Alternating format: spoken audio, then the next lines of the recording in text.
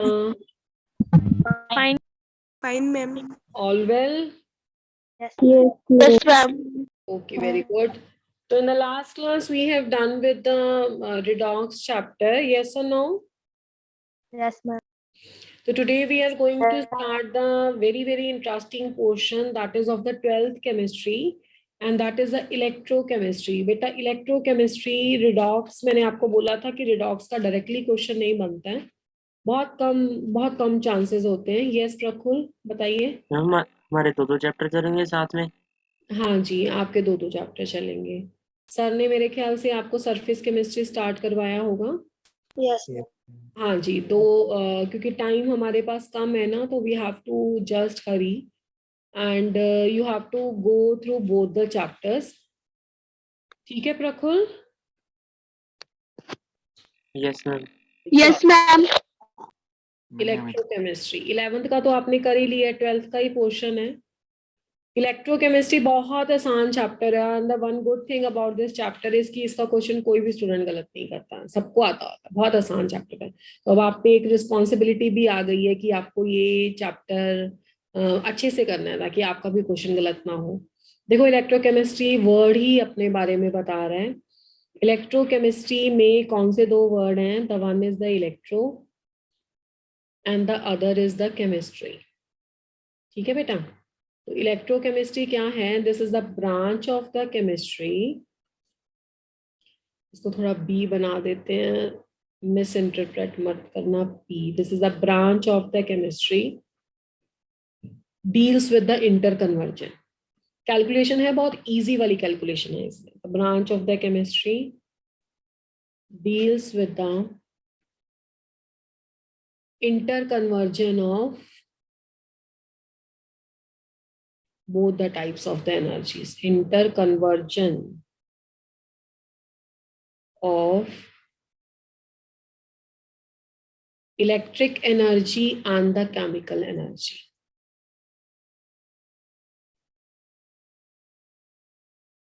Electric energy and the chemical energy. Electric energy और chemical energy के बीच में जो interconversion है, that is called as a electrochemistry. बेटा, इस इलेक्ट्रोकेमिस्ट्री में दो पोर्शन है. एक पोर्शन तो आप पढ़ते हो, मतलब आपने बहुत अच्छे से किया हुआ है, जिसको आप इलेक्ट्रोलिसिस बोलते हो. याद है बेटा?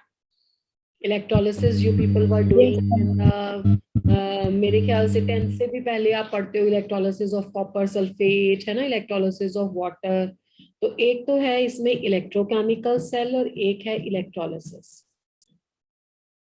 Electrochemical cell and the other is the electrolysis.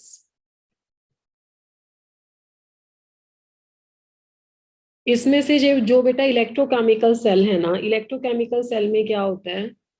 Chemical energy converts into the electrical energy. मतलब केमिकल रिएक्शन होता है और केमिकल रिएक्शन से इलेक्ट्रिसिटी प्रोड्यूस होती है. तो इसमें chemical energy converts to electric energy. Chemical energy electric energy में कन्वर्ट हो जाती है. तो that branch of the chemistry is called as a electrochemical cell. The other branch of the chemistry is called as a electrolysis. अब ये electrolysis क्या है? Electrolysis में हम पहले खुद से इलेक्ट्रिसिटी पास करते हैं, यानी कि करंट पास करते हैं, फिर केमिकल रिएक्शन होता है. तो इसमें कन्वर्जन बिल्कुल पहले वाली प्रोसेस से ऑपोजिट है. तो इसमें electric energy converts into chemical energy. इसमें जो है electric energy converts into chemical energy.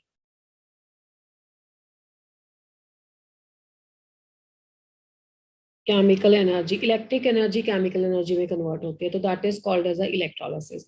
और बेसिकली इलेक्ट्रोलिसिस वाला पोर्शन बहुत ज्यादा हमें नहीं है, मोर ओवर सारा ही कट ऑफ हो गया. बस एलिमेंट्री आइडिया हमें लेना है फैराडेज लॉ का. रेस्ट सारा चैप्टर इलेक्ट्रोकेमिकल सेल ही है. तो let's go for the electrochemical cell. हाँ, इलेक्ट्रोकेमिकल सेल पढ़ने से पहले ना आज मैं आपको इसका कंडक्टेंस का टॉपिक करवाऊंगी. और कंडक्टेंस इतना आसान है, एक ही दिन में कंप्लीट हो जाएगा और फॉर्मूलाज भी आपको ऑलमोस्ट आते ही होंगे. तो let's start the first part, that is conductance.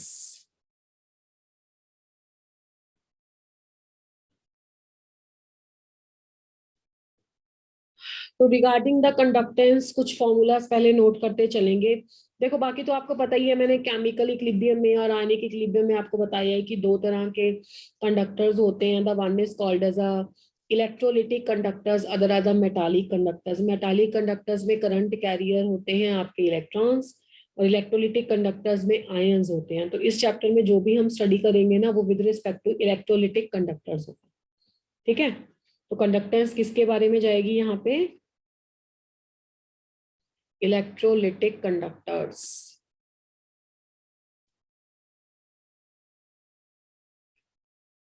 तो सबसे पहले जाएगा इसमें ओम्स लॉ, सबसे आसान, everybody knows this. Good evening. Ohm's law is V is equal to I into R beta. This is the Ohm's law. सबको पता है कि current pass through the conductor is directly proportional to the voltage applied across those two ends. इसका कुछ लिखने की जरूरत नहीं है, सबको पता है ये बात। अब बच्चा जी इसमें R क्या होता है? R is equal to V upon I। V किसको बोलते हैं? V here is called as a voltage। I इसमें किसको बोलते हैं? I here is called as a current। R इसमें किसको बोलते हैं? R here is known as a resistance, isn't it? Yes. बच्चा जी वोल्टेज क्या है? वोल्टेज को किस में मेजर करते हो? वोल्टेज को मेजर करते हो वोल्ट में। करंट को किस में मेजर करते हो? Ampere.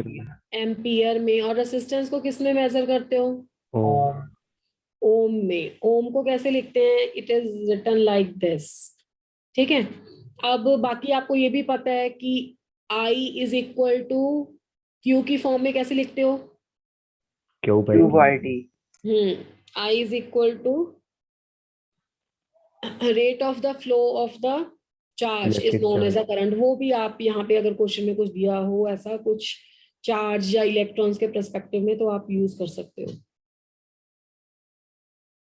चलो, अब रेसिस्टेंस क्या होती है? Basically what is the resistance? What do you understand by the term resistance? Resistance है क्या? मैम जो करंट को रोकती है, रिलक्टेंस पैदा करती है करंट को रोकने। हाँ, तो क्या कोई hurdle? Hindrance in the flow of electrons. बिल्कुल ठीक है। Reluctance to the flow of current, resistance to the flow of current, वो सब ठीक है। पर ऐसा क्या है वायर में जो करंट को, या इलेक्ट्रोलिटिक सॉल्यूशन में जो करंट को फ्लो होने से रोकता है? कंडक्टर के पॉजिटिव आए जो एक जगह पर फिक्स्ड रहते हैं, बस थोड़े वाइब्रेट होते हैं, वो रोकते हैं। देखो, अगर तो मैं वायर की बात करूँ ना, अगर मैं इसमें मेटालिक कंडक्टर्स की बात करूँ तो मैं बोलूंगी इंटर इलेक्ट्रॉनिक कोलिजन्स। अब ये अगर इलेक्ट्रॉन ऐसे चलते रहे वायर में तो कोई रेसिस्टेंस ही नहीं है ना? रोड पे गाड़ियां चलती हैं, गाड़ी रोड खाली है, बिल्कुल कोई रेसिस्टेंस ही नहीं है ना? जितनी मर्जी स्पीड बढ़ा के पहुंच सकते हो। अब ये इलेक्ट्रॉन क्या है कि ऐसे स्ट्रीमलाइन मोशन में नहीं चलते हैं। जब एक इलेक्ट्रॉन जाता है रास्ते में, दूसरा इलेक्ट्रॉन आ जाता है, फिर वो उसके साथ टकरा जाता है, कोलिजन हो गया, जिगजैग पाथ बन गया, वो बेचारा वहां तक पहुंच ही नहीं पाता ऑपोजिटली चार्ज टर्मिनल तक। तो inter electronic collisions, inter electronic बोलोगे जब आप मेटल के केस में आओगे, या इंटर आयोनिक कोलिजन्स, ये बेसिकली क्या क्रिएट करते हैं? ये बेसिकली क्रिएट करते हैं रेसिस्टेंस। ठीक है, they basically create the resistance to the flow of the current.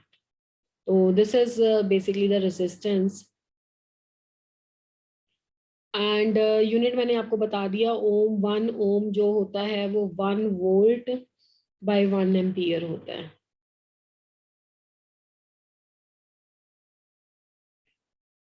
Second है कि रेसिस्टेंस किन किन फैक्टर्स पे डिपेंड करती है। जो आपकी रेसिस्टेंस है वो तो आपको पता है कि डायरेक्टली प्रोपोर्शनल होती है लेंथ के। जितनी ज्यादा लेंथ होगी वायर की उतनी ज्यादा रेसिस्टेंस होगी। जितना ज्यादा एरिया ऑफ क्रॉस सेक्शन होगा, जो उसकी वायर का एरिया है, वो उसके इनवर्सली प्रोपोर्शनल है। दोनों फैक्टर्स को कंबाइन करेंगे तो हमारे पास आ जाएगा R directly proportional to L by A। ठीक है, प्रोपोर्शनलिटी को हटाओगे तो लग जाएगा R is equal to rho L by A। यहाँ पे जो आपका ये रो फैक्टर है ना, उसको हम बोलते हैं रेसिस्टिविटी। ठीक है, रेसिस्टिविटी, या इसकी केमिस्ट्री में टर्म जो यूज होती है वो है स्पेसिफिक रेसिस्टेंस।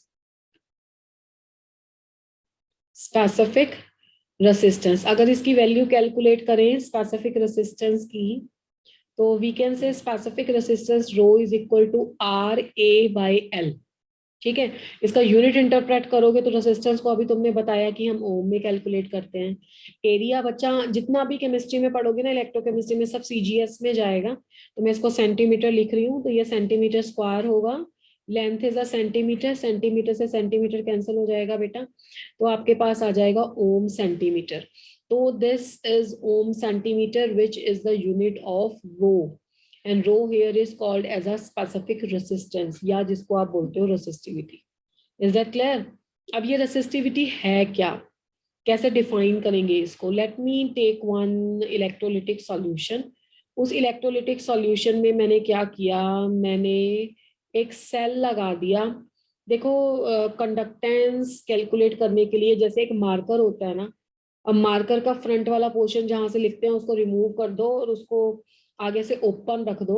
उसके बीच में दो छोटे छोटे इलेक्ट्रोड्स होते हैं और वो एक पेन की तरह होता है, पीछे से लगी होती है वायर, उसको प्लग इन कर देते हैं इंस्ट्रूमेंट में, तो ये कंडक्टेंस मेजर करने के लिए सेल है। ठीक है, तो वो सेल इसमें डाल देते हैं, अलग से दो कंडक्टर कुछ नहीं आते, उसके बीच में ही दोनों लगा होता है। पर चलो ये नहीं भी आपने देखा है कभी लैब में तो इट्स ओके, वैसे भी आपका क्वेश्चन सॉल्व हो जाएगा। तो अगर आपने क्या किया कि मैं ऐसे ही बना देती हूँ दो कंडक्टर, जैसे आप बचपन से पढ़ रहे हो, अदरवाइज तो वैसे ही एक सेल के अंदर ही दोनों होते हैं। ये दो कंडक्टर्स इलेक्ट्रोड्स हैं, नेगेटिव एंड पॉजिटिव। ठीक है, अब क्या है कि इन दोनों के बीच का जो सेपरेशन है ना, अगर मैं 1 सेंटीमीटर कर दूं और इसका जो एरिया ऑफ क्रॉस सेक्शन है वो 1 सेंटीमीटर स्क्वायर कर दूं, तो देखिए तो फॉर्मूला क्या बन जाएगा, तो ये फॉर्मूला बन जाएगा R is equal to rho, length 1 centimetre हो गई, एरिया 1 सेंटीमीटर स्क्वायर हो गया, 1 से 1 कैंसिल हो गया, तो R इज इक्वल टू रो। तो यहाँ से हमें ये आइडिया मिल गया कि स्पेसिफिक रेसिस्टेंस क्या होती है। The resistivity or the specific resistance is the, या rho is the resistance of the solution only। ये solution की ही resistance है, पर solution की क्या characteristic होनी चाहिए वो देखना है। Rho is the resistance of the solution having distance of separation between two electrodes 1 centimeter square, having distance of separation, sorry, 1 centimeter, having the area of cross section 1 centimeter square। मतलब अगर जो हम cell use कर रहे हैं ना, वो cell का कुछ कैरेक्टरिस्टिक ऐसा है कि उसका एरिया ऑफ क्रॉस सेक्शन उसकी इलेक्ट्रोड का 1 सेंटीमीटर स्क्वायर है और उसके दो इलेक्ट्रोड्स के बीच में जो सेपरेशन है वो 1 सेंटीमीटर है, तो उस टाइम उस पर्टिकुलर सॉल्यूशन की रेजिस्टेंस को ही स्पेसिफिक रेजिस्टेंस कहते हैं। ये इसकी डेफिनेशन है केमिस्ट्री में। ठीक है, इज दैट क्लियर कि स्पेसिफिक रेजिस्टेंस क्या है? ठीक है बेटा, इसका यूनिट क्लियर है आपको? Yes, ma'am. ओके ओके, चलिए, after the specific resistance and the resistance, the third is the conductance. अब ये कंडक्टेंस क्या है? देखो, रेसिस्टेंस को अगर तुम बोल रहे हो कि ये obstruction to the flow of the current है, करंट के फ्लो करने में जो प्रॉब्लम आ रही है, जो रुकावटें आ रही हैं, वो रेसिस्टेंस है। तो ये जितनी इजीली करंट फ्लो हो रहा है, इजीली वर्ड ईज से ही तो आया है, तो कंडक्टेंस क्या हो गया? It is the ease to the flow of current, to the flow of current. Current के फ्लो करने में कितना ईज है, कितना इजीली करंट जा रहा है, that is called as the conductance. Is that clear? और जो कंडक्टेंस है ना, कंडक्टेंस का सिंबल हम G लिखते हैं, and that conductance is the reciprocal of the resistance as you have told, this is equal to 1 by R। अब R को हमने क्या लिखा था, चलो ये नेक्स्ट उसमें करेंगे, अभी आपको स्पेसिफिक कंडक्टेंस नहीं बताया है ना। This is equal to 1 by R, और R का क्या यूनिट होता है बेटा?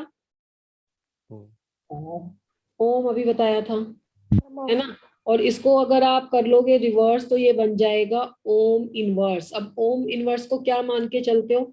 ओम इनवर्स को लिख के चलते हो मो। ठीक है, देखो ओम के इस स्पेलिंग को मैंने बिल्कुल अपोजिट करके लिखा है, OHM ओम होता है ना, ये MHO हो गया मो, या इसको लिखते हैं siemens, both are correct. Ohm inverse, mho और siemens, all are correct and they are the one and the same thing. So this is a conductance. The fourth is specific conductance.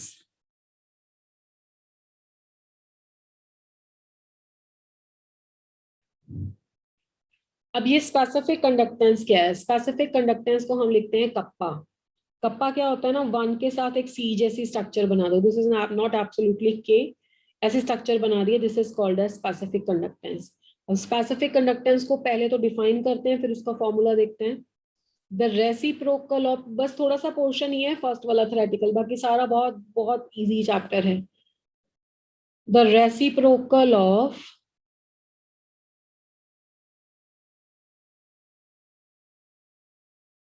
specific resistance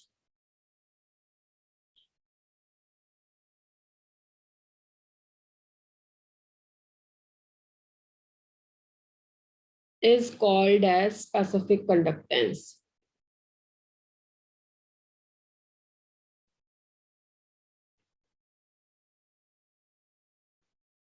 ठीक है. Specific resistance का जो reciprocal है उसको हम specific conductance कहते हैं.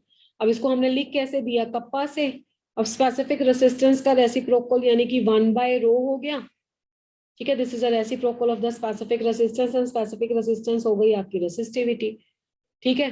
अब बेटा इसका यूनिट देख लो. पहले क्या लिखा था हमने? R is equal to rho L, R is equal to rho L by A लिखा था. तो रो आ गया था अपने पास RA/L. इस फॉर्मूले को यहाँ पे यूज कर देंगे. रो की वैल्यू आ गई RA/L. ठीक है.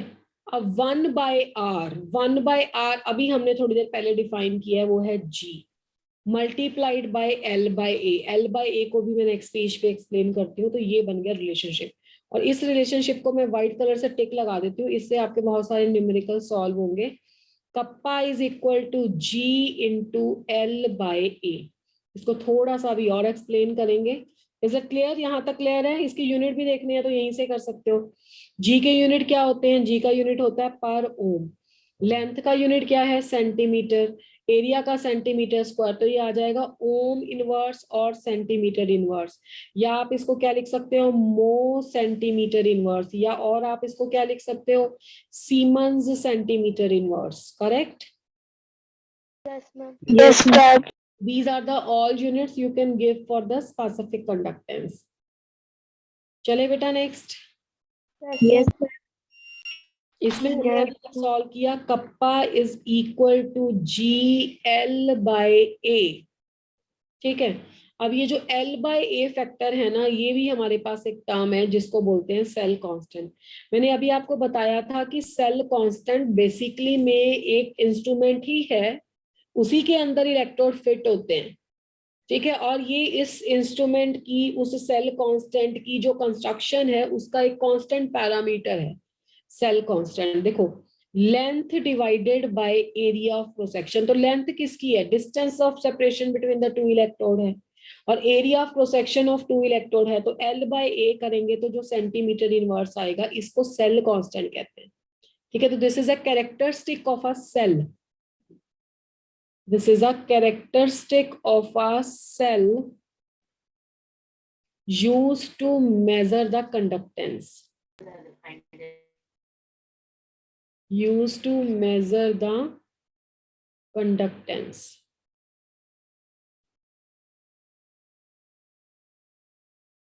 ठीक है. तो ये आपके पास L/A आ गया पर सेंटीमीटर. तो अब कप्पा का फॉर्मूला क्या हो गया? अब कप्पा हो गया G इंटू सेल कांस्टेंट. ठीक है. अब ये था तुम्हारा स्पेसिफिक कंडक्टेंस.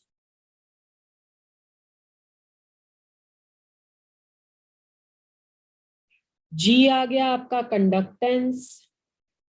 ये बहुत ज्यादा फॉर्मूला यूज होगा न्यूमेरिकल्स में, ध्यान रखना है. Specific conductance is equal to conductance multiplied by the cell constant. ठीक है. तो kappa is equal to G multiplied by the cell constant. That is next parameter. चलें बेटा नेक्स्ट। Yes, ma'am. Yes, बेटा ma'am. इक्वेशन आपको kappa की बनानी है तो यहाँ पे बना सकते हो। कैसे बनाएंगे?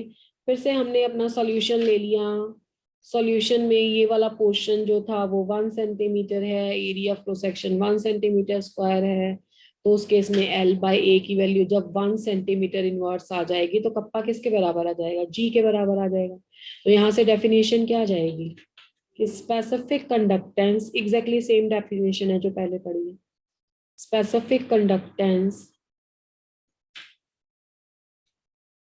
is equal to conductance of a solution having area of cross section 1 centimeter square and distance between the electrodes 1 centimetre, या इसको शॉर्ट में ऐसे भी तो लिख सकते थे ना, जिसका सेल कांस्टेंट 1 पर सेंटीमीटर है। तो this is called as your specific conductance.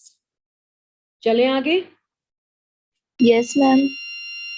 Okay जी, तो next is the molar conductance.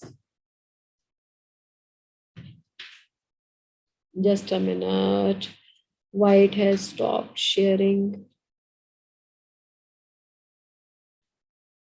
Beta, just wait for 1 minute. Are you able to see the screen, bacha? Yes, ma'am. Yes, ma'am.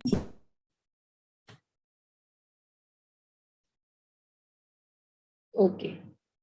So next is we have done is your this one specific conductance ना। अब उसके बाद है molar equivalent. पहले तो molar करते हैं, molar conductance.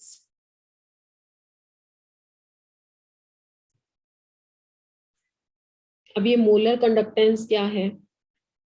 Molar conductance is, it is the conducting power of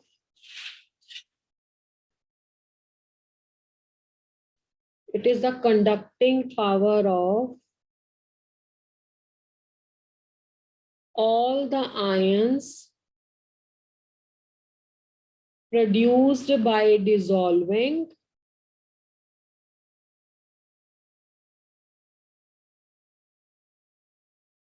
one mole of an electrolyte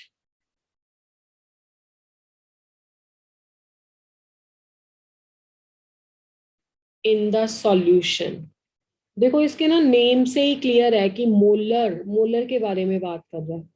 तो कितनी कंडक्टेंस होगी, कितनी कंडक्टिंग पावर होगी सभी आयंस की, जब हमने कितना इलेक्ट्रोलाइट इसमें डिसॉल्व किया, 1 mole of the electrolyte if we have dissolve, that is called as the molar conductance. तो इसमें क्या होता है ना, इसमें एक रिलेशनशिप बेटा आपको यूज करना है, relationship between, this is the relationship between molar conductance, या पहले इसको ऐसा लिख लेते हैं कप्पा। अब तो आपको सिंबल आ गए हैं ना। अच्छा, मोलर कंडक्टेंस का भी सिंबल लिख लो। देखो एक ये लैम्डा होता है, एक तो लैम्डा आप पढ़ते हो ना जैसे वेवलेंथ वाला सिंपल, ये स्मॉल लैम्डा बोलते हैं इसको। ये small lambda we generally used for the ions, ions के लिए इस लैम्डा को यूज करते हैं। अगर हमें किसी सॉल्ट के लिए बतानी है कंडक्टेंस तो उसके लिए हम यूज करते हैं ये कैपिटल वाला लैम्डा, इसको कैपिटल लैम्डा बोलेंगे। और ये लैम्डा m है, पैर में m लिख दिया मतलब मोलर, ठीक है। Relationship between the kappa and lambda m, ऐसा लिख देते हैं। ये मोलर कंडक्टेंस हो गया, और ये हो गया आपका कप्पा। कप्पा क्या पढ़ा था? स्पेसिफिक कंडक्टेंस, ठीक है। तो लैम्डा इज इक्वल टू क्या रिलेशनशिप होता है बेटा? कप्पा बाय सी। यहाँ पे सी कंसंट्रेशन है, वैसे भी मैंने कंडक्टेंस को क्या लिखा है? जी लिखा है, ताकि आप कंफ्यूज ना हो। जनरल सिंबल उसका जी होता है। Lambda is equal to, lambda M is equal to kappa by concentration. अगर यहाँ पे मोलैरिटी की बात हो रही है, मोल की बात हो रही है, तो यहाँ पे कंसंट्रेशन क्या आएगी? मोलैरिटी आएगी, ठीक है। तो lambda M is equal to kappa by C. अब यहाँ पे देखो जरा इसका फॉर्मूला, जब आप इसको वैल्यू सब्स्टिट्यूट करोगे तो then you will get to know the change due to the units. Kappa के क्या यूनिट थे बेटा? पर ohm per centimeter. Yes, per ohm per centimeter. These are the units of kappa. अब उसके बाद है मोलैरिटी। मोलैरिटी के क्या यूनिट होते हैं? मोल पर लीटर होते हैं ना? मोल पर litre. Yes, these are the units of the molarity. अब देखो लीटर और यहाँ पे सेंटीमीटर क्यूब, तो अब क्या होगा? We have to just go for the change। कैसे? ये मैं आपको वॉल्यूम की कन्वर्जन लिखा रही हूँ, वैसे आपने ये गैसियस स्टेट में भी पढ़ा है। 1 लीटर जो होता है ना बेटा, उसमें 1000 ml होते हैं और 1000 उसमें सेंटीमीटर क्यूब होते हैं और 1 डेसीमीटर क्यूब के बराबर होता है 10⁻³ मीटर क्यूब के बराबर होता है। यानी कि 1000 लीटर आप लोगे तो 1 मीटर क्यूब बनेगा। तो ये कन्वर्जन है। अब आप देखो 1 litre is equal to 1000 ml या 1000 सेंटीमीटर क्यूब, तो इसका मतलब हो गया कि 1 ml और 1 सेंटीमीटर क्यूब हो गए सेम। ठीक है ना? अब हमने क्या लिखा था? Lambda m is equal to kappa by c, यानी कि मोलैरिटी। अब तो यूनिट लिख देते हैं इनके यहाँ पे। This is the molarity. यहाँ पे यूनिट आपने लिखा पर ओम पर सेंटीमीटर, तो यहाँ पे आपने लिखा मोल और पर लीटर का लीटर मैंने ऊपर लिख दिया। ठीक है, और यहाँ पे इसको साथ चला लो आप, कप्पा, ठीक है, बाय कंसंट्रेशन सी। ये मैंने इनके यूनिट लिख दिए।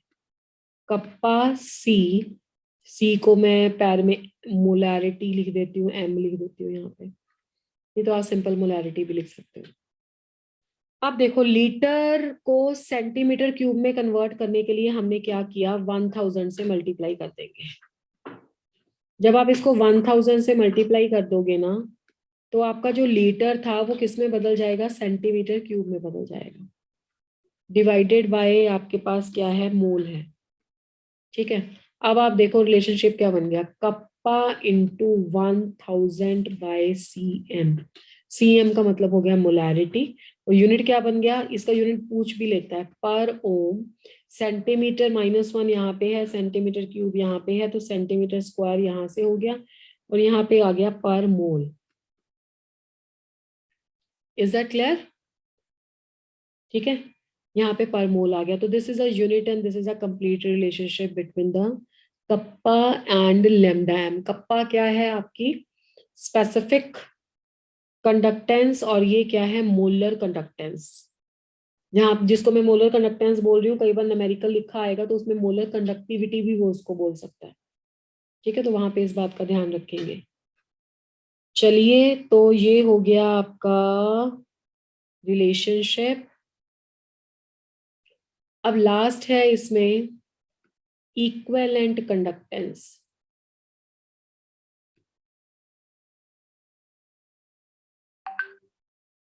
इक्विवेलेंट कंडक्टेंस में लैम्डा के पैर में क्या डाल देंगे? EQ डाल देंगे। तो this is basically used for the equivalent conductance. And इसमें क्या डेफिनेशन आ जाएगी? It is the conducting power of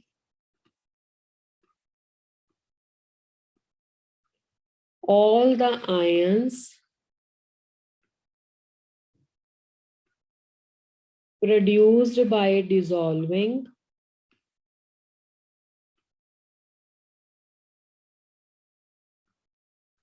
one gram equivalent. जब इक्वलेंट की बात आ रही है तो अब क्या आ जाएगा? 1 gram equivalent of an electrolyte. Equivalent of an electrolyte into the solution, into the solution। 1 gram equivalent of an electrolyte into the solution जब आप डिसॉल्व करते हो, तो then that conductance is called as a equivalent conductance। चलो बेटा, अब इसका भी रिलेशनशिप देख लेते हैं। रिलेशनशिप तो वही होगा, बस कंसंट्रेशन मोलैरिटी की जगह अब नॉर्मेलिटी आ जाएगी। Relationship between kappa and the lambda EQ, relationship वही आएगा, lambda EQ is equal to kappa, इसको थोड़ा सा ढंग से बना देते हैं, डिवाइडेड बाय कंसंट्रेशन, किस यूनिट में आ जाएगी, नॉर्मेलिटी में आ जाएगी। ठीक है, और यूनिट देख लेते हैं यहाँ पे फिर से इसका, पर ओम पर सेंटीमीटर, कंसंट्रेशन आ गई आपकी normality.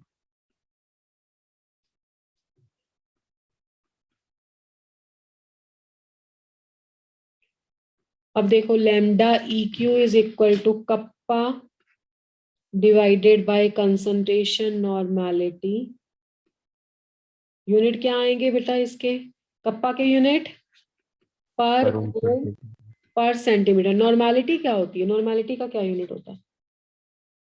Ma'am number of gram equivalent by volume. तो वही लिख देते हैं इसको, इसका ग्राम पर ग्राम इक्विवेलेंट आ जाएगा, पर लीटर का मैं लीटर आप में कर देती हूँ।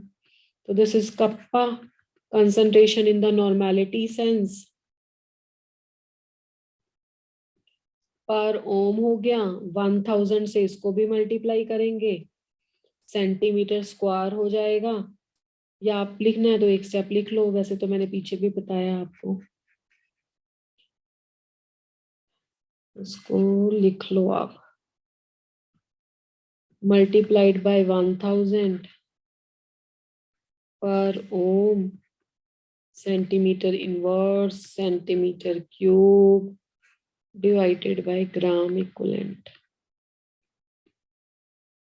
तो बस ये हो गया kappa multiplied by 1000 divided by normality,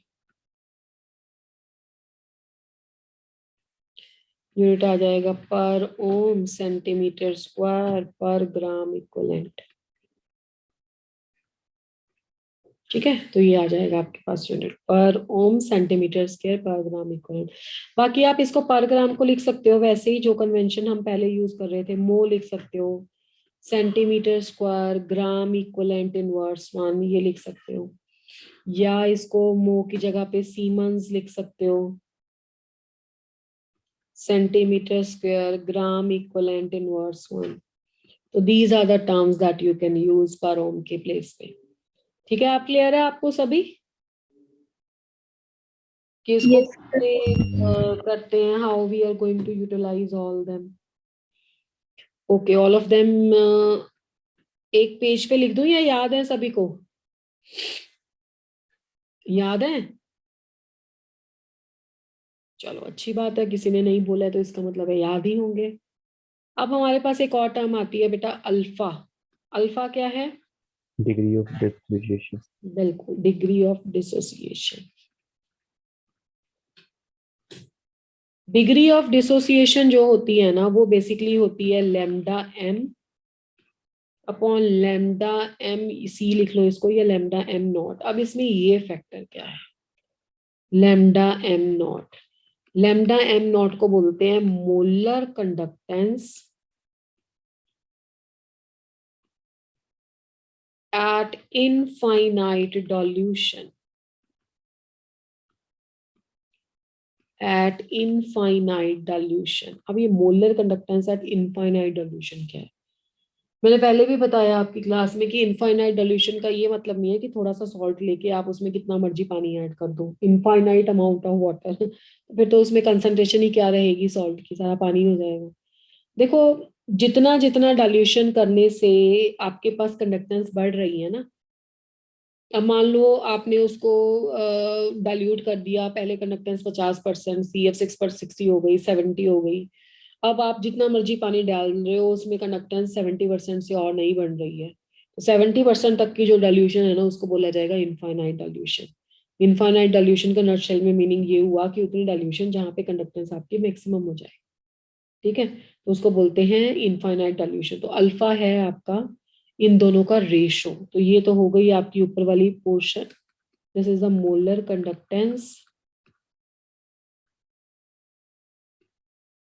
at any concentration C, at any concentration C, and this is called as a molar conductance at infinite dilution. इन दोनों की रेशो को बोलते हैं lambda M C by lambda M naught. और अगर कभी ये फॉर्मूले में आए, अभी इसको हम डिस्कस करेंगे डाइल्यूशन वगैरह वाला फैक्टर, अगर परसेंटेज ऑफ अल्फा कैलकुलेट करना है तो 100 लगा दो, lambda M C by lambda M naught multiplied by 100।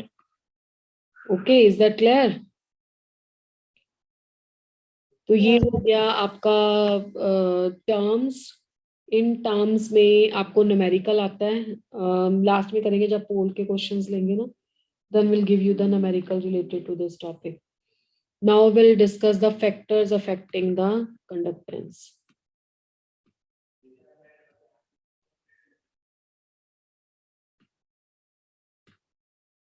Factors affecting the electrolytic conductance। ठीक है,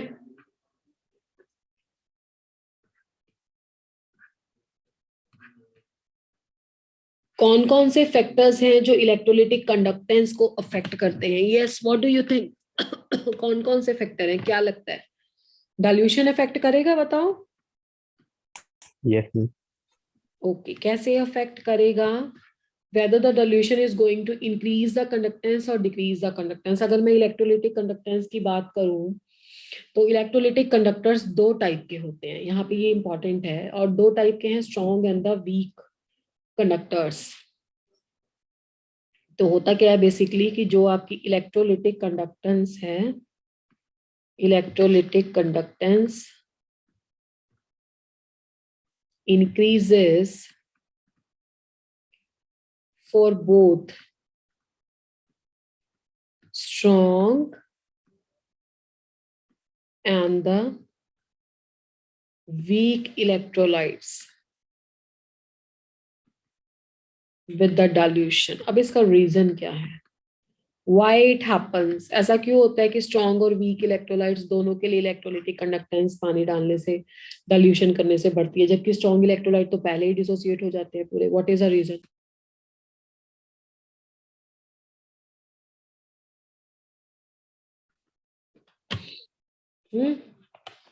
Why the strong electrolytes also show the increase in the conductance?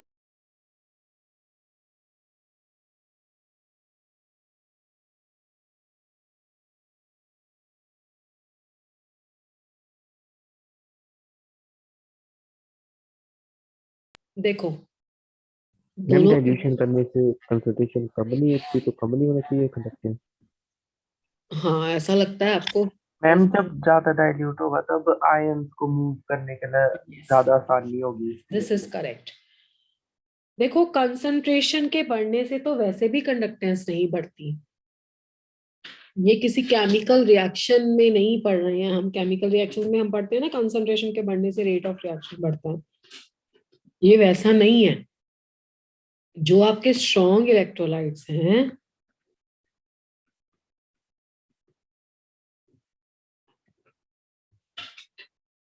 जो 100% डिसोसिएट हो जाते हैं,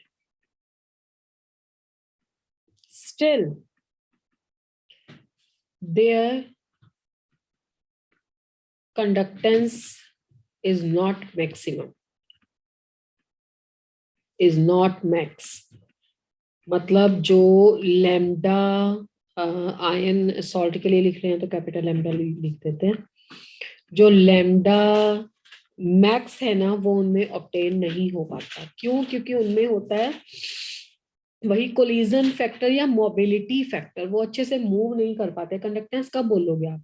कंडक्टेंस आप तब बोलोगे ना जब वो अपने ऑपोजिटली चार्ज इलेक्ट्रोड की तरफ चला जाएगा, वहां पे कंडक्ट करेगा, फ्रीली मूव करेगा, तो that is a maximum conductance ना। अब क्या होता है कि with the dilution there ionic mobility increases. यहाँ पे आयोनिक मोबिलिटी वर्ड याद रखोगे आप। With the dilution the ionic mobility increases for the strong electrolytes। ठीक है, कंसंट्रेशन के बढ़ने से तो दोनों की ही घटती है कंडक्टेंस, इलेक्ट्रोलाइट्स। यहाँ पे स्ट्रॉन्ग इलेक्ट्रोलाइट्स का डिग्री ऑफ डिसोसिएशन में कोई फर्क नहीं पड़ता। तो स्ट्रॉन्ग इलेक्ट्रोलाइट पहले भी 100% डिसोसिएटेड थे, बाद में भी 100% ही डिसोसिएटेड रहते हैं। बट क्या होता है, डाइल्यूशन करने से उनके आयंस तेज भागते हैं, उनके आयंस को मूव करने के लिए स्पेस मिल जाता है। ठीक है, पहले उनमें क्या होता था, इंटर आयनिक कोलिजन होता था, वो मूव नहीं कर पाते थे, वो ड्रिफ्ट वेलोसिटी एक्वायर कर लेते हैं, जिस वेलोसिटी से वो ऑपोजिटली चार्ज टर्मिनल की तरफ जाएंगे। तो दिस इज अ रीजन कि why the strong electrolytes although they are 100% dissociated, still their conductance increases with the increase in the dilution. ये जो काम किया था ना Debye, Huckel and Onsager, these are the 3 scientist जिन्होंने ये निकाला था। डिफरेंट डिफरेंट थ्योरीज देके, आपके उस पे तो नहीं है, ग्रेजुएशन में पीजीज में ये पढ़ते हैं कि जो स्ट्रॉन्ग इलेक्ट्रोलाइट्स हैं वो तो 100% डिसोसिएट होते हैं, तो उन्हें 100% कंडक्टेंस देनी चाहिए। पानी डालने पे उनकी कंडक्टेंस क्यों बढ़ती है, उनकी कंडक्टिविटी क्यों बढ़ती है? तो इसके पीछे रीजन बताया उन्होंने कि आयनिक मोबिलिटी बढ़ जाती है उनकी, डिसोसिएशन उनका उतना ही रहता है 100%। तो this is the basic reason. अब देखते हैं वीक इलेक्ट्रोलाइट्स के केस में क्या होता है। वीक इलेक्ट्रोलाइट्स के केस में तो प्रॉब्लम ही नहीं है। जो आपके वीक इलेक्ट्रोलाइट्स हैं, वीक इलेक्ट्रोलाइट्स के केस में alpha increases with the dilution, alpha increases with the dilution, मतलब डाइल्यूशन करने पे अल्फा बढ़ जाता है, डिग्री ऑफ डिसोसिएशन बढ़ जाता है। आप एग्जांपल ले लो कोई भी वीक इलेक्ट्रोलाइट की, जैसे आप एसिटिक एसिड की एग्जांपल लेते हो। अब एसिटिक एसिड एक्वस फॉर्म में CH3COO नेगेटिव एसिटेट आयन देता है और H+ आयन देता है, acetate and the H+ ion it will give. अब होता क्या है बेसिकली कि ये मान लो लेट अस सपोज कि 60% डिसोसिएट हुआ है नॉर्मली, पर जब मैंने डाइल्यूशन किया तो 60% डिसोसिएट हुआ, तो इसकी कुछ कंडक्टेंस होगी, जैसे लैम्डा M1 होगी। ठीक है, अब ये डाइल्यूशन करने पे 65% और डाइल्यूशन करने पे 70% डाइल्यूट हो गया, 70% डिसोसिएट हो गया, तो इसकी कंडक्टेंस हो गई लैम्डा M2। अब बेटा उसके बाद जितना मर्जी मैं इसको डाइल्यूट करी जा रही हूँ, पर इसकी कंडक्टेंस की वैल्यू नहीं बढ़ पा रही है। तो इसका मतलब है कि 70% जब ये एक्चुअली में आयन आया, डिसोसिएट हो गया, तो उस टाइम पे जो इसकी कंडक्टेंस है ना, वही इसकी मैक्सिमम वैल्यू ऑफ कंडक्टेंस तो नहीं होगी, उसको मैं ट्रिपल दे देती हूँ। This is again less than the lambda M0। This is lambda M0, this is called as the molar conductance at infinite dilution. Molar conductance मैंने पहले भी लिखी है ये बात, एट द इनफाइनाइट डाइल्यूशन। अब इनफाइनाइट डाइल्यूशन फिर से आपको समझ में आ गया कि उतना डाइल्यूट करना है कि उसके बाद और कंडक्टेंस नहीं बढ़ रही है, at the infinite dilution. And one more term you can utilise in order to explain it, this is lambda M infinity. इसको लैम्डा M इंफिनिटी भी लिख सकते हो, लैम्डा M0 भी लिख सकते हो, and another term is limiting molar conductance. This is called as a limiting molar conductance. Okay, this term is called as a limiting molar conductance. तो जो आपकी limiting molar conductance है या molar conductance at infinite dilution है, वो weak electrolyte के case में आप अचीव ही नहीं कर सकते हो प्रैक्टिकली लैब में। क्यों? क्योंकि आप जितना मर्जी पानी डाल लोगे, वो weak electrolyte कभी भी fully dissociate ही नहीं होगा। ठीक है, देखो अब इसका एक ग्राफ प्लॉटेशन है। जैसे मैंने let us suppose we have taken a strong electrolyte,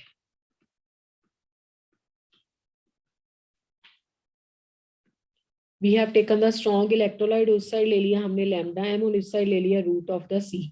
root of the C मैंने इसलिए लिख दिया बिकॉज जब ये डिबाय, हक्कल, ऑन्सागर या कॉलराश जो भी एक्सपेरिमेंट हुए थे, उन्होंने ये जो ग्राफ प्लॉटेशन किया था वो रूट ऑफ सी में किया था। अब रूट ऑफ सी इस डायरेक्शन में left to right to increase हो रहा है, पर इस साइड पे जाए तो इसे बोलते हैं डाइल्यूशन इंक्रीज हो रहा है। और यहाँ पे जो C है ये अप्रोचेस टू जीरो हो गया। C अप्रोचेस टू जीरो का मतलब क्या हो गया कि इनफाइनाइट डाइल्यूशन, मतलब बिल्कुल less amount of electrolyte you have used, rest all is a water. तो देखा क्या गया कि जो स्ट्रॉन्ग इलेक्ट्रोलाइट है ना, उनके लिए कुछ ऐसी कर्व आई। मैं कुछ हाइपोथेटिकल से पॉइंट्स बना देती हूँ यहाँ पे। ठीक है, कुछ KCl टाइप के जो इलेक्ट्रोलाइट थे उनके लिए कुछ ऐसी कर्व आ रही थी। ठीक है, ये फॉर एग्जांपल जैसे KCl का है कुछ ऐसा प्लॉट। अब इस कर्व को ना एक्स्ट्रा प्लॉट किया जा सकता है। जब इस कर्व को आप एक्स्ट्रा प्लॉट करोगे ना, तो ये कर्व यहाँ पे जाके टच करेगी। ठीक है, अब जब ये इस लाइन को टच करती है ना बेटा, अब ये लाइन क्या है, ये line C approaches to zero है। C अप्रोचेस टू 0 का मतलब वही तो है इनफाइनाइट डाइल्यूशन। तो इनफाइनाइट डाइल्यूशन है तो यहाँ पे जो कंडक्टेंस की वैल्यू होगी ना, लैम्डा एम की वैल्यू होगी, उसे लैम्डा एम नॉट बोला जाएगा। तो लैम्डा एम नॉट या lambda M infinity can be calculated from the graph and actually also, ये तो थ्योरेटिकली कैलकुलेट किया है कि 4-5 कंसंट्रेशन पे कैलकुलेट कर लो उसकी, उसके बाद उस ग्राफ को एक्स्ट्रा प्लॉट कर दो तो पता लग जाएगा कि मैक्सिमम कंडक्टेंस कितनी है। ये तो हमने थ्योरेटिकली कैलकुलेट किया, बट एक्चुअली भी वो मैक्सिमम कंडक्टेंस शो करते हैं स्ट्रॉन्ग इलेक्ट्रोलाइट्स, तो वी कैन सी कंडक्टिंग। तो this is that can be calculated for the strong electrolytes. For the strong electrolytes, strong electrolytes के केस में हम ये कैलकुलेट कर सकते हैं थ्योरेटिकली भी और प्रैक्टिकली भी। अगर यही ग्राफ हमने प्लॉट किया वीक इलेक्ट्रोलाइट्स के लिए,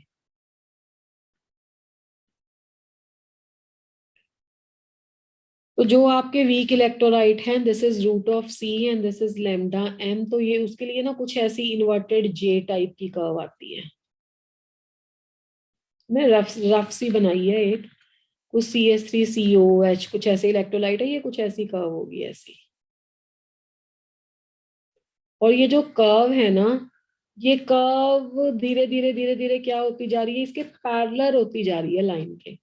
तो जब ये पैरेलल होती जाएगी लाइन के, तो anyhow by any means we can't make it touch this line, ठीक है ना। इसको आप यहाँ पे नहीं करवा सकते, वैसे इतनी स्लांट नहीं है जैसे मैंने बनाई है, इतना स्ट्रेट कर्व नहीं है, बट फिर भी you can say parallel arrangement आ जाता है, ठीक है। तो फॉर वीक इलेक्ट्रोलाइट ना, लैम्डा एम नॉट और lambda M infinity for the weak electrolytes can not be calculated, practically भी नहीं, थ्योरेटिकली भी नहीं। थ्योरेटिकली भी नहीं कि 4-5 कंसंट्रेशन पे कैलकुलेट करके हम उसे बाद में एक्स्ट्रा प्लॉट कर ले तो पता लग जाएगा, क्योंकि वो कर्व उसकी पैरेलल चली जाती है। For the weak electrolyte lambda M naught and lambda M infinity for the weak electrolytes can not be calculated.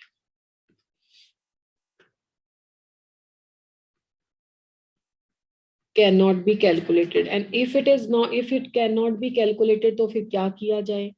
इसके लिए जो इक्वेशन थी वो थी lambda M is equal to lambda M naught minus B root of C. तो this was the equation corresponding to this curve. अब आप इसमें देख लो y is equal to M X plus C, ये इस तरह की स्ट्रेट लाइन है। अगर आपको याद हो तो वी हैव सीन दैट कि y एक्सिस पे हमने लैम्डा लिया और x एक्सिस पे हमने रूट ऑफ सी लिया है।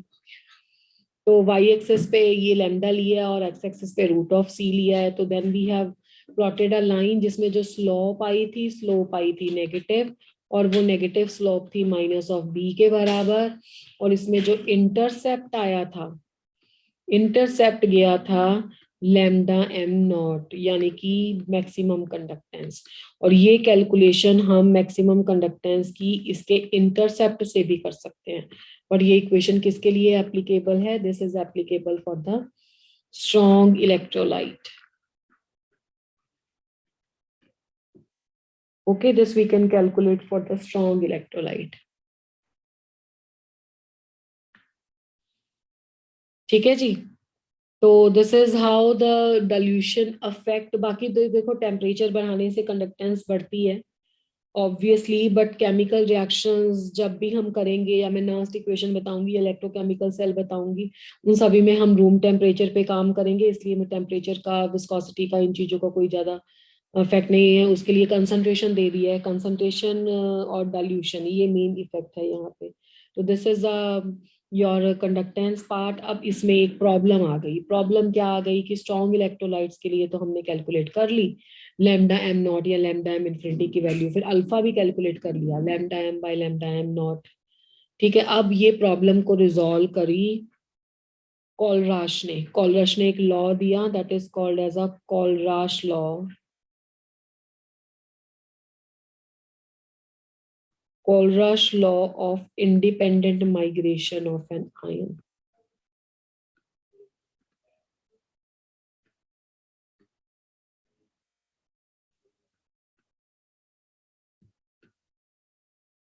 Colruy's law of independent migration of ions. ठीक है, अब Kohlrausch law of independent migration of ions क्या कहता है, पहले इस लॉ की स्टेटमेंट लिख लेते हैं. Eight infinite dilution, at infinite dilution, when dissociation is complete,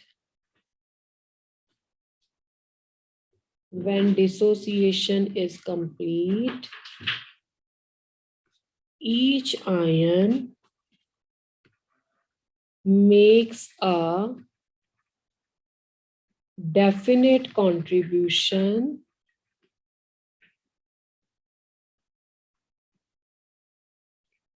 toward molar conductance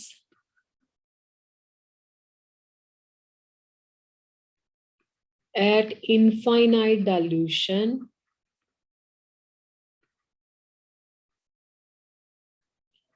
irrespective of nature of the other ion, irrespective of nature of the other ion,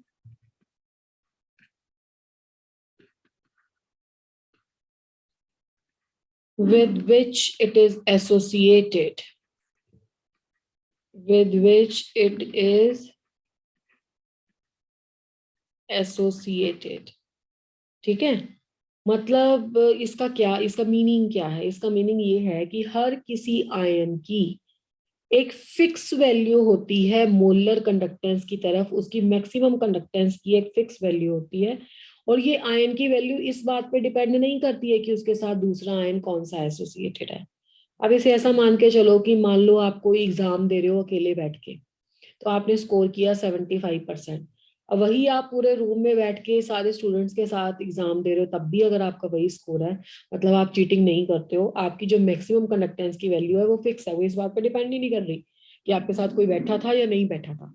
अब दिक्कत क्या है कि वीक इलेक्ट्रोलाइट्स के केस में हम फुली उनको obtain ही नहीं कर पाते. अगर हमारे पास 100% आयन ही नहीं आएगा तो वो भाग के कैसे दिखाएगा कि मैक्सिमम कंडक्टेंस कितनी है. ठीक है, या इसको अनदर मैनर में ये भी लिख सकते हो कि at infinite dilution,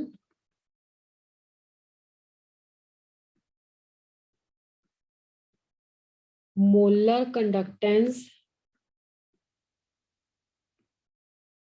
of each ion, या molar conductance of the salt is equal to sum of molar conductance of its ions.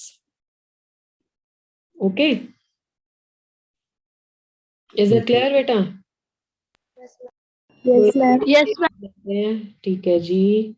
Lambda M infinity अगर हम ए एक्स बी वाई का कैलकुलेट करें तो इसको कैसे लिखा जाएगा. अब ए के कितने आयंस हैं, एक्स, एक्स ए.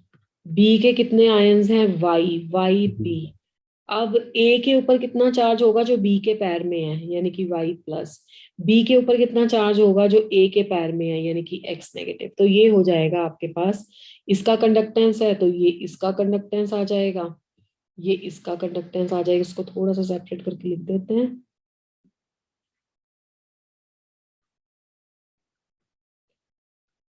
मतलब x times lambda M naught of A Y plus y times lambda M naught of B X negative. तो ये हो जाएगा basically lambda M infinity value of A X B Y. अब इसका फायदा क्या मिला, इस लॉ से हमें क्या बेनिफिट हुआ. देखो बेनिफिट बहुत अच्छा हुआ, जो हम नहीं कर पा रहे थे ग्राफिकल मेथड से, या actually now we people can easily do this. देखो जरा ध्यान से, applications of the Kohlrausch law.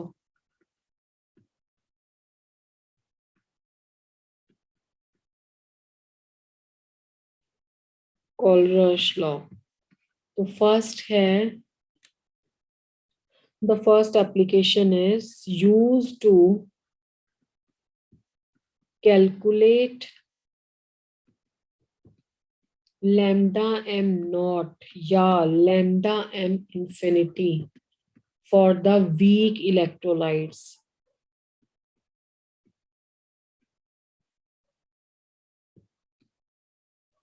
that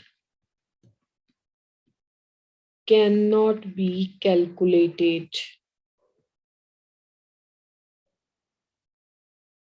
देखो, अब मैं कोई वीक इलेक्ट्रोलाइट ले रही हूं जैसे कि एसिटिक एसिड।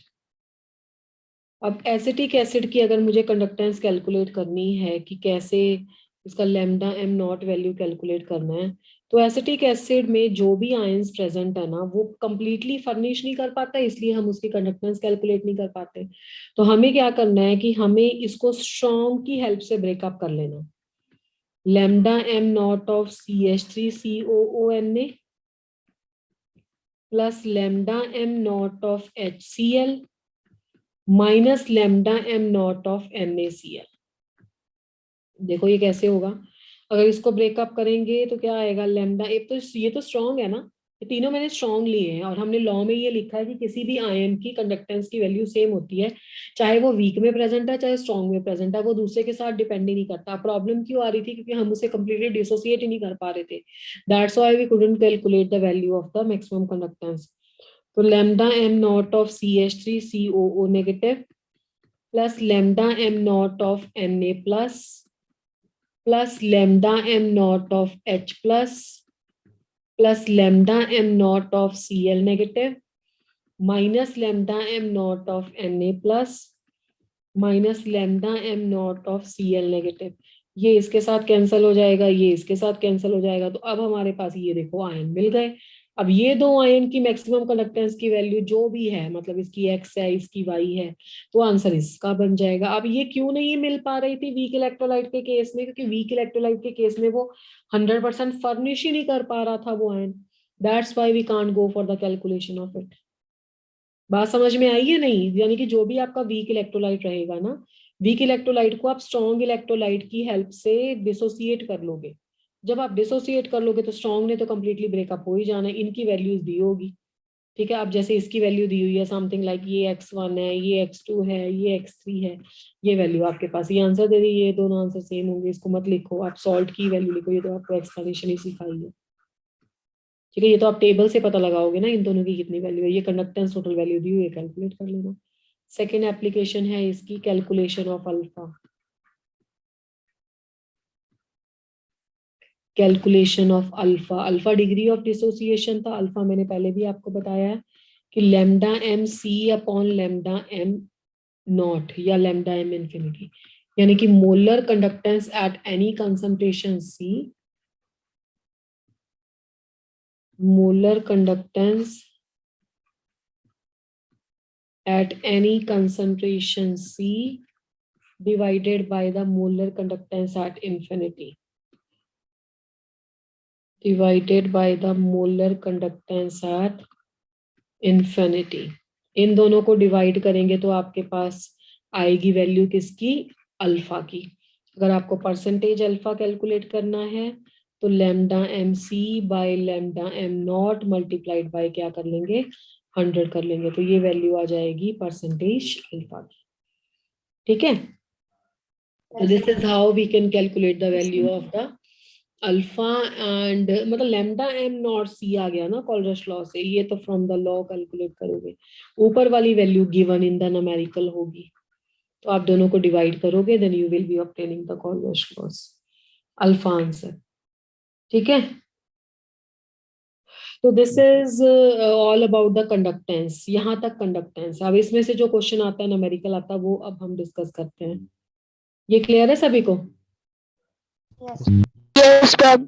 एक क्वेश्चन लेते हैं इसका, जैसे कैलकुलेट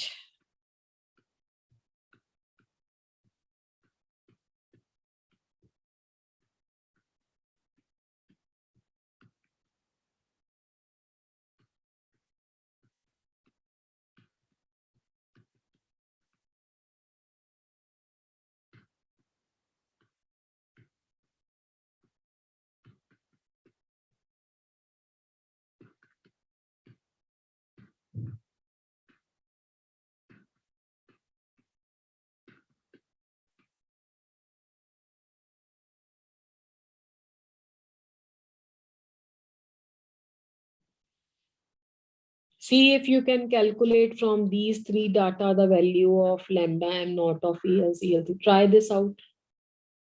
करो कैलकुलेशन, बताओ मुझे क्या आंसर आता है.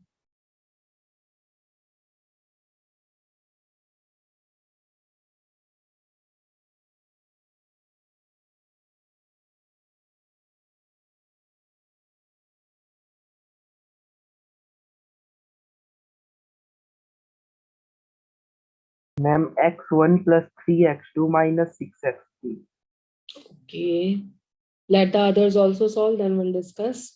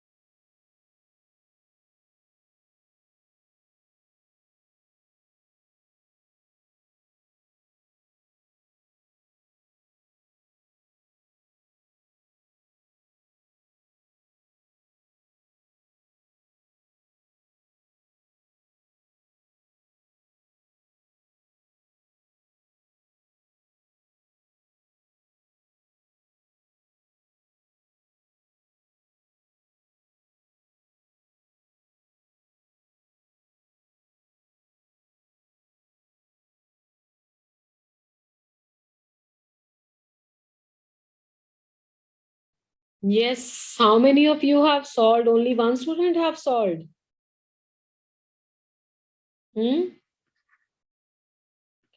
देखो बनाना क्या है. हाँ जी, एक बच्चे ने आंसर दिया था शायद x1 plus 3x2 minus 6x3. यही आंसर दिया था आपने. Yes ma'am. चलो लेट्स चेक इट आउट कि ये सही है या नहीं है. AlCl3 बनाने के लिए एक तो आपको एल्यूमिनियम चाहिए, तो एक एल्यूमिनियम तो हमें मिल जाएगा यहां से AlOH3. ठीक है बेटा. अब उसके बाद चाहिए हमें 3Cl, तो 3Cl के लिए हमें 3 से मल्टीप्लाई करना पड़ेगा यहाँ. ठीक है. अब जब हम ये कर लेंगे तो हमारे पास 3H प्लस और 3OH नेगेटिव आ जाएंगे एक्स्ट्रा. तो 3H प्लस और 3OH नेगेटिव एक्स्ट्रा के लिए हमें 3 वाटर बीच में से माइनस करना पड़ेगा. ठीक है. इसको क्रॉस वेरीफाई करने के लिए आप ओपन अप करके देख लिया करो. Lambda M naught of Al3 plus हो जाएगा. मैम एंड में गलती हो. कोई बात नहीं, फिर क्या हुआ, नो प्रॉब्लम, प्रैक्टिस होना चाहिए. 3 lambda M naught of OH negative होगा. 3 lambda M naught of H plus होगा. 3 lambda M naught of Cl negative होगा. -3 lambda M naught of H plus ले लेते हैं और 3 ही lambda M naught of OH negative ले लेते हैं. 3 पानी है तो 3 OH और 3 OH ही तो होंगे. अब 3 OH और 3 OH कैंसल, 3 H और 3 H कैंसल, एक एल्यूमिनियम और 3 क्लोरीन मिल गए. Our answer is correct. यानी कि ये सही बनाया हमने कॉम्बिनेशन. ये आप पेपर में रफ में करके देख सकते हो. अब इसकी वैल्यू कितनी दी हुई थी, x1 दी हुई थी. इसकी वैल्यू कितनी दी हुई है, x2 दी हुई है. इसकी वैल्यू कितनी दी हुई है, 3x3 दी हुई है. ठीक है. तो जो भी डाटा होगा, मैंने यहाँ पे मैथमेटिक्स नहीं डाला है, आपको बाकी प्लस माइनस ही करना है, इसमें और कुछ नहीं करना. तो इज दैट क्लियर बेटा? Yes, ma'am. 3x होगा. हाँ जी, हाँ जी, 3x2 होगा बिल्कुल. जो 3 ले आओ बिल्कुल वही होगा. एक और दे दें ऐसा क्वेश्चन, थोड़ा और प्रैक्टिस कर लो, फिर देते हैं कंडक्टेंस का. ओके, तो एक दे देते हैं आपको. बनाना ma'am. है ये.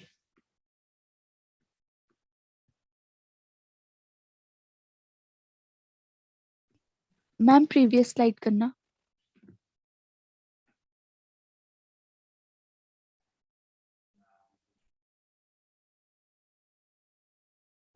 Done ma'am, thank you ma'am. Okay जी.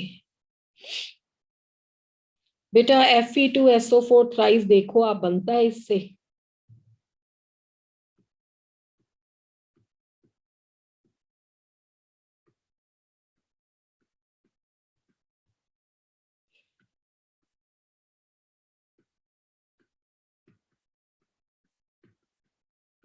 अब देखो, ट्राई करो वेदर इट कैन फॉर्म्ड और नॉट.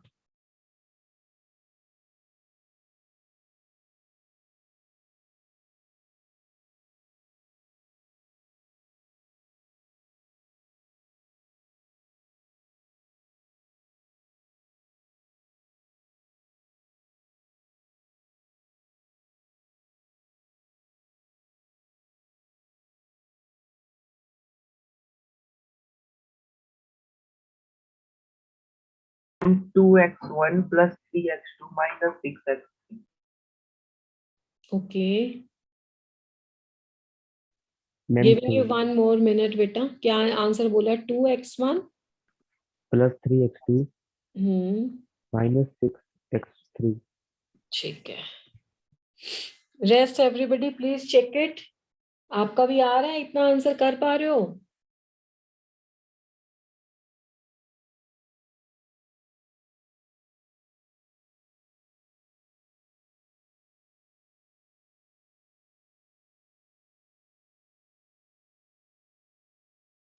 बस 2 ही बच्चों का सॉल्व हुआ है क्लास में?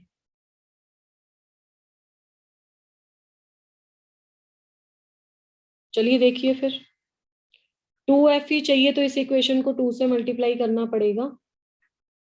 2 λm naught of FeCl3. 3 sulphate चाहिए तो इस इक्वेशन को 3 से मल्टीप्लाई करना पड़ेगा. λm naught of H2SO4. 3 को 2 से मल्टीप्लाई किया तो 6H एक्स्ट्रा आ जाएंगे. 2 को 3 से मल्टीप्लाई किया तो 6Cl एक्स्ट्रा आ जाएंगे. तो -6 λm नॉट ऑफ HCl आएगा. ठीक है, अगर आपको डाउट है तो एक बार कैलकुलेट कर लो. 2 λm नॉट ऑफ Fe3+ आ जाएगा. 3 2 6 कर लेते हैं सीधा. 6 λm naught of Cl negative आ जाएगा. 3 2 6 कर लेते हैं सीधा. 6 λm नॉट ऑफ H+ आ जाएगा. +3 λm naught of SO4 2 negative आ जाएगा. -6 λm naught of H+, -6 λm naught of Cl negative. तो Cl नेगेटिव से Cl नेगेटिव कैंसिल, H+ से H+ कैंसिल. बाकी 2 आपको Fe चाहिए थे, 3 आपको सल्फेट चाहिए थे, तो आपका वो आयन बन गया. तो that means whatever we have written is correct. This is a 2x1 3x2 -6x3. Correct? Yes, ma'am. Simple maths. Last question.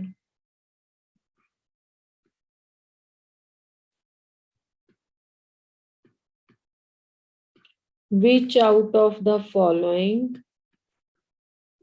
decreases with the increase in dilution? ये previous year है question.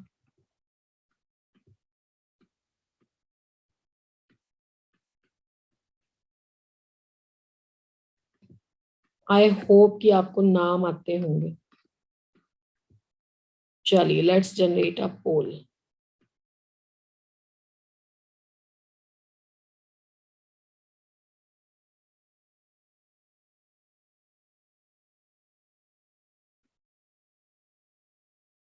I have generated a poll. You can give your opinion.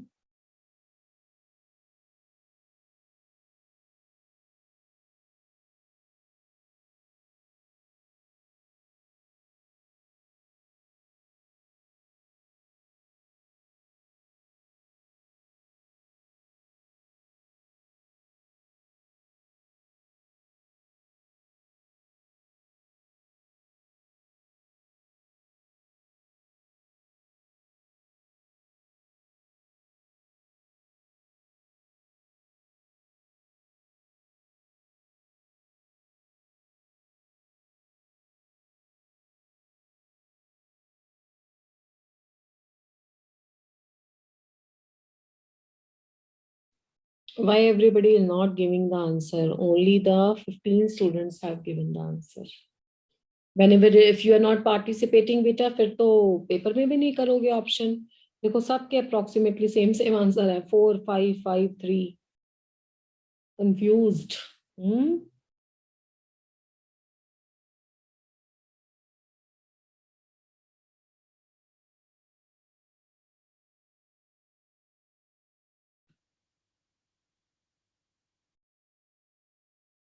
देखो, molar conductance, equivalent conductance, normal conductance सब बढ़ती हैं dilution के बढ़ने से।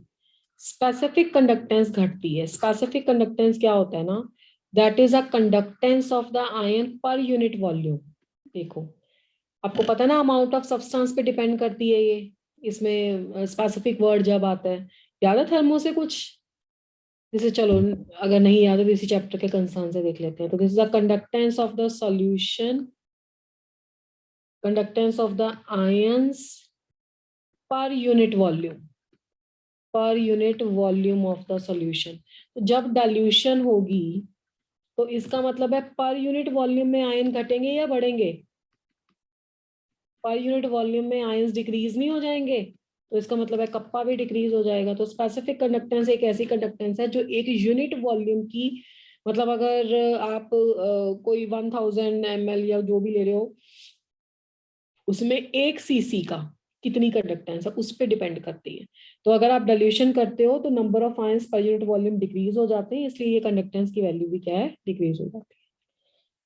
Okay, then this is all for today. In the next class, we'll start with your electrochemical cell. और electrochemical cell बहुत interesting है। आज वाला तो फिर भी थोड़ा theoretical था, उसमें lots of things to do and learn. Okay, बेटा? Yes, ma'am. Yes. Yes.